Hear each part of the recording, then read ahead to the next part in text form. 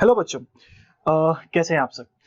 आज की क्लास में हम डिस्कस करने वाले हैं 2018 का पेपर 2 का सेक्शन 2। अभी जो सेक्शन 2 है इसके अंदर न्यूमेरिकल टाइप के क्वेश्चंस आए थे और टोटल मिला के 8 क्वेश्चन आए थे। अब यहाँ पे जो आपके आंसर्स हैं वो किस टाइप के हो सकते हैं, जैसे कि अगर आपका आंसर आएगा 4 तो आप लिखेंगे 4.00, अगर आपका आंसर आएगा 24 तो आप लिखेंगे 24.00, अगर आपका आंसर आएगा 38.40 तो 38.40 पूरा एंट्री हो गया। अगर आपका आंसर आएगा 5.555 तो आप क्या सेकंड डिजिट वाला जो राउंडिंग कर देंगे 5.56 लिख देंगे। तो इस तरीके से आपको इन क्वेश्चंस के आंसर्स लिखने हैं आपके फाइनल आंसर्स के रूप में। तो चलिए शुरू करते हैं आज का लेक्चर और देखते हैं 2018 का जेईई एडवांस्ड का पेपर 2 का सेक्शन 2। तो इस पर्टिकुलर क्वेश्चन के अंदर बोला गया है a solid horizontal surface is covered with a thin layer of oil, a rectangular block जिसका मास दिया है, an impulse of 1 Newton per second is applied on the block at time t equal to 0 so that it starts moving along the x-axis, जहां पे velocity कुछ अजीब सा function दे रखा है। v naught कांस्टेंट है और tau जो है वो है 4 seconds। The displacement of the block at t equal to 4 second is tau is। तो सबसे पहली चीज मुझे समझ में आता है कि यहाँ पे जो impulse है वो कितना है 1 न्यूटन सेकेंड का। शुरुआत में ये रेस्ट पे है और फिर इसको इंपल्स दिया गया, तो क्या मैं कह सकता हूं यह इंपल्स इसको कुछ ना कुछ वेलोसिटी देगा and that is equal to m into we not. और क्या यहां से वी नॉट की वैल्यू मेरे पास आ जाती है 10/4 मीटर पर सेकेंड। क्या इतना क्लियर है? अगर इतना क्लियर है तो now let us talk about ये जो वेलोसिटी है इसके बारे में। सो मैं कहता हूं कि भाई ये जो वेलोसिटी है ना ये है V not into E to the power minus of T by tau के बराबर। ये जो वेलोसिटी है ये है dx upon dt is equal to V not E to the power minus of T by tau के। करेक्ट। अच्छा भाई अब क्या करें, हम इसको इंटीग्रेट करते हैं। ठीक है, सो ऑन इंटीग्रेटिंग दिस क्या मैं कह सकता हूं वी नॉट तो कांस्टेंट है जो कि बाहर आ जाएगा, minus of T by tau को मुझे इंटीग्रेट करना है कहां से कहां तक। इनिशियली पार्टिकल कहां पे था, ओरिजिन पे था। So at t equal to 0 origin पे and at t equal to 4 second मुझे बताना है कि पार्टिकल की पोजीशन क्या होगी। So I would write down this as x into we not into tau, negative में लगा देते हैं यहाँ पे e to the power minus of t by tau कहां से कहां तक 0 से 4 तक। वी नॉट की वैल्यू कितनी है माइनस ऑफ 10/4, टाउ की वैल्यू कितनी है 4, इसकी वैल्यू कितनी आएगी e टू द पावर -1।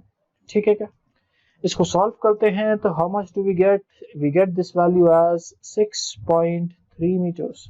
देख लीजिए e टू पावर -1 को यूज करिएगा, 0.37 यहाँ पे रखिएगा, माइनस ऑफ 0.63 आता है और बाहर लगा हुआ है माइनस ऑफ 10, तो दिस वुड बी 6.3। तो मेरा यहाँ पे जो आंसर हो जाएगा वो आ जाएगा 6.30। ये मेरा फाइनल आंसर होगा। ठीक है ना, 0 अपने मन से लगाया क्योंकि डेसिमल के बाद 2 डिजिट तक हमें लिखना पड़ता है। चलिए, एक बॉल है जो कि प्रोजेक्ट करी जाती है from the ground eight an angle of 45 degree with the horizontal surface. It reaches a maximum height of 120 meter and returns to the ground. Upon hitting the ground for the first time, it loses half of the kinetic energy. तो सबसे पहला काम क्या करेंगे इस question में, diagram draw करेंगे। ठीक है, सो हमें कहा गया कि एक बॉल है जो कि फेंकी गई। ठीक है ना, कितने एंगल पे फेंकी गई, ये फेंकी गई 45 डिग्री पे। ठीक, इसकी इनिशियल वेलोसिटी हमने कहा u है, ये गई बॉल कुछ हाइट तक पहुंची और फिर टक्कर मारी इसने जमीन पे। ये जमीन को मैं थोड़ा सा इस तरीके से दिखा देता हूं। ठीक है ना, अब हमें क्या बोला गया, हमें बोला गया कि ये जो हाइट है भाई, ये जो हाइट है दिस इज 120 मीटर। और एक और इंफॉर्मेशन बहुत ही इंपॉर्टेंट क्या दी गई कि जब ये वापस से उठती है immediately after the bounce the velocity of the ball makes an angle of 30 degree. तो हमें कहा कि ये जो वेलोसिटी ऑफ द बॉल है now it is making an angle of 30 degree. ठीक है, अब जब ये 30 डिग्री बनाती है, अच्छा एक चीज और रखिएगा इसमें, it loses half of its kinetic energy. यानी पहले अगर वेलोसिटी u थी तो काइनेटिक एनर्जी कितनी थी, half of m into you square. तो बाद में काइनेटिक एनर्जी कितनी हो जाएगी, half of m into you square by 2। यानी क्या मैं कह सकता हूं kinetic energy initial is half of m into you square और kinetic energy final is half of m into we square. Yes और नो? सो क्या मुझे ये भी गिवन है कि this is basically kinetic energy not bye 2, यानी थोड़ा सा अगर मैं दिमाग लगाऊं तो half of m into we square is equal to half of m into you square by 2, यानी v की वैल्यू कितनी आ जाएगी? क्या इतनी आ गई क्या? देख लें भाई सबसे v की वैल्यू आ गई u अपॉन रूट 2। अगर इतना क्लियर है तो फिर तो बस क्वेश्चन अगले स्टेप में सॉल्व हो गया। कैसे देखते हैं। क्या मुझे पता है कि क्वेश्चन के अंदर कहा गया कि 120 मीटर जो हाइट है वो पहली बार में रीच करी गई और मैक्सिमम हाइट का फॉर्मूला क्या होता है? वो होता है u square sine square theta upon 2g। Similarly second case में जो हाइट रीच हो गई, सपोज वो h होती है, किस वाली हाइट की बात कर रहे हैं हम? इस वाली हाइट की। तो ये किसके बराबर हो जाएगा? v square which is actually u by root 2 का square into sine square 30 degree upon 2g। क्या इतना समझ में आया? अगर मैं इसको डिवाइड कर दूं, सो व्हाट डू आई गेट? तो देखो भाई, u स्क्वायर खत्म, 2g खत्म, सो कैन आई से कि यहां से h की वैल्यू आ जाती है 120/4 विच गिव्स मी 30 मीटर। लेकिन क्या आप आंसर में 30 मीटर ऐसे लिखेंगे क्या? नहीं, आप लिखेंगे 30.00। क्या इतना क्लियर है? अगर इतना क्लियर है तो let us move to the next question. अगला क्वेश्चन कहता है कि हमें एक चार्ज दिया गया जिसका मास गिवन है 10⁻³ kg और 1 कूलम इसका charge is initially at rest. At t equal to 0, the particle comes under the influence of electric field, जिसकी वैल्यू कितनी है बच्चों? E0 sin of omega t I cap, जहां पे E0 की वैल्यू कितनी है बेटा? 1 न्यूटन पर कूलम एंड ओमेगा की वैल्यू कितनी है? 10⁻³ रेडियन पर second. Consider the effect of only the electrical force on the particle, then the maximum speed in meter per second attained by the particle at subsequent times is। तो सबसे पहले तो मुझे एक बात बताओ, अगर किसी पार्टिकल पे एक्सेलरेशन लग रहा है तो उसकी वेलोसिटी या तो बढ़ सकती है या फिर कम हो सकती है, डिपेंडिंग ऑन कि एक्सेलरेशन की डायरेक्शन वेलोसिटी की डायरेक्शन के साथ है क्या। इन दैट केस स्पीड बढ़ रही है, और अगर ऑपोजिट है तो इन दैट केस स्पीड कम हो रही है। सो क्या मैं कह सकता हूं कि यहाँ पे जो एक्सेलरेशन है दैट इज इक्वल टू कितना है भाई? QE upon m, which is nothing but Q की वैल्यू कितनी है मेरे पास? Q की वैल्यू है 1 कूलम, E की वैल्यू कितनी है? साइन ऑफ ओमेगा टी, और मास की वैल्यू कितनी है? 10⁻³ मीटर पर सेकेंड। ठीक है, ये वैल्यू किसकी है? एक्सेलरेशन की। मैं जानना चाहता हूं कि ये एक्सेलरेशन, मैं जानना चाहता हूं कि बेसिकली क्या चाहते हैं हम लोग? देन दिस मैक्सिमम स्पीड निकालना चाहते हैं। तो ये एक्सेलरेशन जब 0 होगा तभी तो होगी मैक्सिमम स्पीड, तो इसको हम कर देते हैं 0। तो ये कब 0 होता है भाई? जब ओमेगा टी की वैल्यू n पाई के बराबर होती है, यानी पाई, 2 पाई, 3 पाई, 4 पाई, 6 पाई, 5 पाई ऐसे होता है। तो क्या एक्सेलरेशन को I can write down dv upon dt which is equal to sine of omega T upon 10⁻³ इस dt को अगर मैं इस तरफ लेके आ जाऊं तो क्या मैं कहूंगा कि क्योंकि क्वेश्चन में गिवन है, कुछ गिवन है क्या, कि समय की जब शुरुआत हुई थी तब पार्टिकल इसके अंदर आया था और इनिशियली क्या था? रेस्ट पे था। तो जब t इक्वल टू 0 था तब पार्टिकल कैसा था बच्चों? रेस्ट पे था। जब t इज इक्वल टू पाई हो जाता है तो पार्टिकल अपनी मैक्सिमम वेलोसिटी अटेन कर लेगा। अरे इतना समझ में आ गया क्या? अगर आ गया तो क्या मैं लिख सकता हूं कि भाई v मैक्स जो है ना वो होगा, कितना होगा? Minus of cos of omega T upon 10⁻³ omega, कहां से कहां तक? 0 से पाई तक। इसको थोड़ा सा हम सॉल्व करते हैं तो we get this value as 2 × 10⁻³ ओमेगा कितनी वैल्यू है? 10⁻³। तो ये क्या हो जाएगा? आंसर आ जाएगा 2, यानी फाइनल आंसर जो कि मैं इनपुट करूंगा आंसर की के अंदर वो होगा 2.00। अगर इतना समझ में आ गया है तो let us move towards the next question. थोड़ा बड़ा क्वेश्चन है लेकिन आसान है। एक मूविंग कॉइल गैल्वेनोमीटर है जिसकी 50 टर्न्स है। ओके बच्चों, ईच टर्न का एरिया भी दे दिया, very good. The magnetic field produced by the magnet inside the galvanometer is 0.02 tesla, magnetic field के बारे में नॉलेज दे दी। The torsional constant of the suspension wire is, अच्छा टॉर्शनल कांस्टेंट भी बता दिया गया। When a current flows to the galvanometer full scale deflection occurs if the coil rotates by 0.2 radian, theta भी बता दिया इसने तो, ठीक है। और रेजिस्टेंस ऑफ द गैल्वेनोमीटर भी 50 ओम दे दिया। फिर हमसे कुछ एमीटर के बारे में पूछता है, वो सेकंड पार्ट में डिस्कस करते हैं, पहले हम इसके बारे में बात कर लेते हैं, ठीक है। सो क्या मैं कहूंगा कि इस पर्टिकुलर पोर्शन के अंदर, तो क्या मैं कहूं कि इस पर्टिकुलर पोर्शन के अंदर टाउ जो था वो होता है c into theta which is equal to m into B which is equal to I into area into B into number of turns. क्या इतना पता है क्या? अब मुझे इस पर्टिकुलर सेक्शन के अंदर नंबर ऑफ टर्न्स गिवन है, करंट गिवन है, और क्या गिवन है, मैग्नेटिक फील्ड गिवन है, टॉर्शनल कांस्टेंट गिवन है, थीटा ये भी गिवन है, क्या बिल्कुल पता है भाई, ये भी गिवन है, ठीक है ना भाई।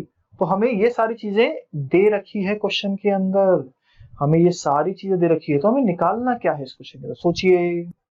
तो क्या निकालना है भाई यहाँ पे, अच्छा यहाँ पे करंट नहीं, एरिया ऑफ क्रॉस सेक्शन दे रखा है। तो क्या मैं लिख सकता हूं कि भाई आई की जो वैल्यू होगी वो होगी सी थीटा।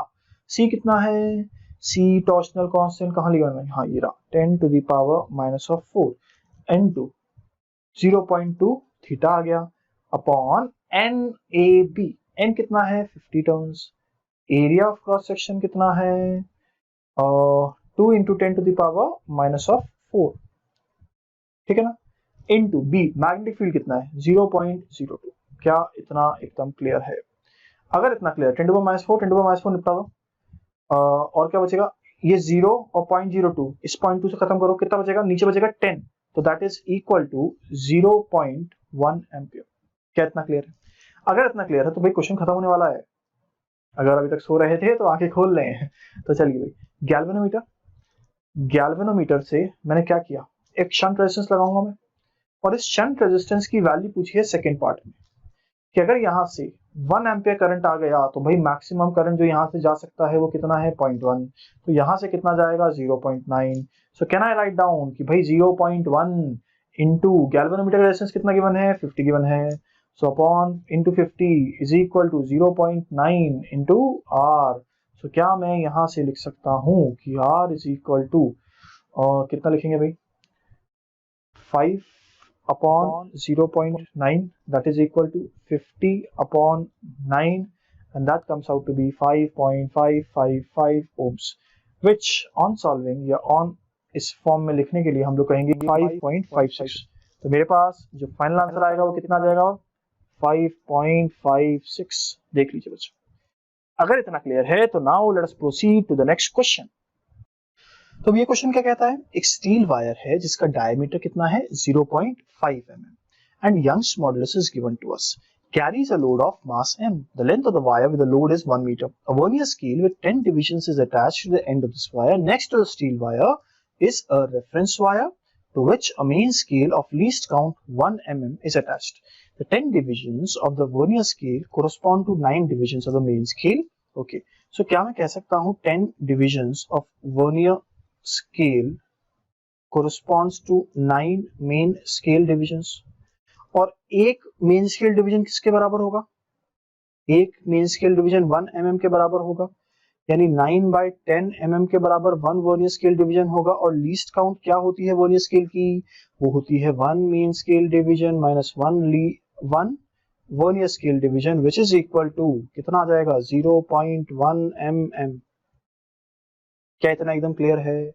अगर इतना एकदम क्लियर है तो क्या मैं लिख सकता हूं, क्या मैं लिख सकता हूं कि देखो भाई स्टील वायर का डायमीटर कितना दे रखा है मुझे 0.5 mm, ठीक है। यंग्स मॉड्यूलस कितना दे रखा है 2 into 10 to the power 11 newton पर मीटर स्क्वायर, और मास है कैपिटल M जो कि मुझे निकालना है, नहीं मुझे वर्नियर स्केल डिवीजन निकालनी है। The length of the wire, तो हमें लेंथ भी दे दी है 1 मीटर की, ठीक है।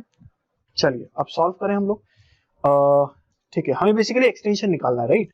सो क्या मैं कह सकता हूं कि यंग्स मॉडुलस जो होता है वो होता है स्ट्रेस अपॉन स्ट्रेन, जहां पे यंग्स मॉड्यूलस होगा क्या होगा भाई, क्या होगा, force which is mg upon area of cross section whole upon change in length upon original length implies what, implies delta L is equal to mgl upon ay। क्या इतना एकदम क्लियर है? अगर इतना एकदम क्लियर है तो क्या मैं लिख सकता हूं कि भाई डेल्टा एल की वैल्यू जो है वो है मास, मास कितना है, मास कितना है 1.2, सो 1.2 इंटू 10 इंटू लेंथ कितना है 1 meter upon area of cross section कितना है पाई इंटू 0.5 का होल स्क्वायर बाय 4, ये तो हो गया क्या area of cross section, into into क्या करूंगा मैं यहाँ पे वाई यंग्स मॉडुलस, ये कितना है 2 into 10 power 11 into 2 into 10 to the power 11। क्या इतना समझ में आ गया? अगर इतना समझ में आ गया तो क्या मैं कह सकता हूं कि इसको सॉल्व करने के बाद जो फाइनल वैल्यू मेरे पास आएगी वो आएगी 0.3 mm, और अगर 0.3 mm आ गई तो क्या कौन सा डिवीजन मैच करेगा भाई, 0.1 mm तो लीस्ट काउंट है, तो third division of vernier scale match करेगा, रीडिंग दिखाएगा, तो यहाँ पे जो आंसर हो जाएगा वो क्या हो जाएगा 3.00। देख लीजिए, आई होप इतना समझ में आ गया है। अगर आ गया है तो let us move towards the next question. The next question is 1 mole of a monoatomic ideal gas, monoatomic का मतलब समझते हैं आप लोग, right, undergoes an adiabatic expansion in which its volume becomes 8 times its original volume। तो भाई initially volume थी V0, अब कितनी हो गई 8 times its original volume। If the initial temperature is 100 Kelvin and the universal gas constant is given as 8, decrease in its internal energy is। तो भाई सबसे पहले तो मुझे पता है कि P V की पावर गामा कांस्टेंट होता है इन एडियाबेटिक प्रोसेस, या फिर मैं इसको ऐसे भी लिख सकता हूँ कि T V की power gamma -1 is equal to constant, या फिर can I also write down this as temperature, यानी T0 V0 की power gamma -1 is equal to T into V into power की पावर गामा -1, T0 यानी 100 kelvin, V0 की power gamma -1, gamma -1 मतलब gamma की value कितनी है भाई, मोनोएटॉमिक गैस है, मोनोएटॉमिक गैस में गामा की वैल्यू आती है 5/3, और अगर मैं गामा -1 कर देता हूं तो मेरे पास कितना आएगा 2/3 आएगा कि नहीं आएगा, तो क्या यहाँ पे 2/3 लिख दूं, और यहाँ पे टेम्परेचर मुझे निकालना है, यहाँ पे वॉल्यूम हो गया है 8V0 2/3, so can I write down कि जो टेम्परेचर होगा वो होगा 100 इंटू कितना लिखूंगा भाई 1/8 को मैं 2 की पावर 3 के टर्म से रिप्रेजेंट कर रहा हूं, तो ये हो जाएगा कितना 25 केल्विन। क्या इतना एकदम क्लियर है? अगर इतना एकदम क्लियर है तो अब तो बस क्वेश्चन खत्म ही हो गया। कैसे? अरे इंटरनल एनर्जी का चेंज पूछ रहे हैं ना ये लोग, तो क्या हो गया N CV into delta T, number of moles कितने हैं 1, CV की वैल्यू कितनी है 3R/2, डेल्टा टी की वैल्यू कितनी है T final minus T initial यानी 25 माइनस ऑफ 100, तो क्या यहाँ पे आएगा 3 इंटू 8/2 इंटू 75, यहाँ से काट दो, ये आ गया 4, 75 इंटू 4 कितना होता है 300 होता है, तो यहाँ पे क्या वैल्यू नेगेटिव में आनी चाहिए, and that value must be minus of 900 joule.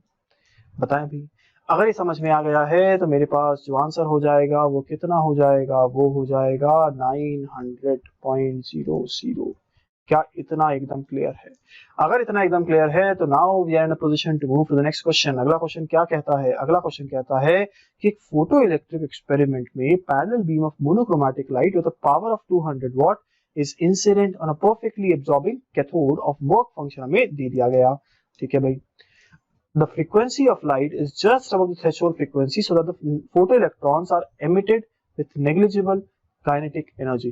negligible kinetic energy यानी कि ये ऑलमोस्ट उतनी ही पावर की भेज रही है जितना कि वर्क फंक्शन है। सो क्या मैं कह सकता हूं कि यार अगर ये सेम पावर की लाइट हमें भेज रही है तो मैं कहूंगा कि भाई जो टोटल एनर्जी होती है, ये कहो पावर जो है वो क्या है, number of photons sent per second into h mu, correct. So क्या मैं यहां से n की वैल्यू आसानी से निकाल सकता हूं, कैसे 200 upon 6.25 into 1.6 into 10 to the power -19। क्या ये नंबर ऑफ फोटॉन्स होने वाले हैं, करेक्ट। अब अगर इतना समझ में आ गया आपको तो अगला पार्ट क्या है, assume that the photoelectron emission efficiency is 100%, a potential difference of 500 volt is applied between the cathode and the anode. All the emitted electrons are incident normally on the anode and are absorbed. The anode experiences a force of, ठीक है भाई, due to the impact of 4 electrons, the value of n needs to be calculated. तो अब क्या करेंगे इस question के अंदर, इसको सॉल्व करें तो how much do we get. अच्छा 6.25 into 1.6 अगर मैं कर दूं तो ये आ जाएगा 10 के आसपास, यानी ये आ जाएगा 20 या यूं कहूं 2 into 10 to the power 20 photons per second, correct. अब अगर मैं आपसे मोमेंटम के बारे में पूछूं, अब ये जो था ये पावर था, है ना, ये जो था ये पावर था, अगर मैं मोमेंटम के बारे में पूछूं तो वो क्या होगा 2 into m into kinetic energy. मानते हो नहीं मानते हो ये बात, या यूं कहूं टोटल एनर्जी,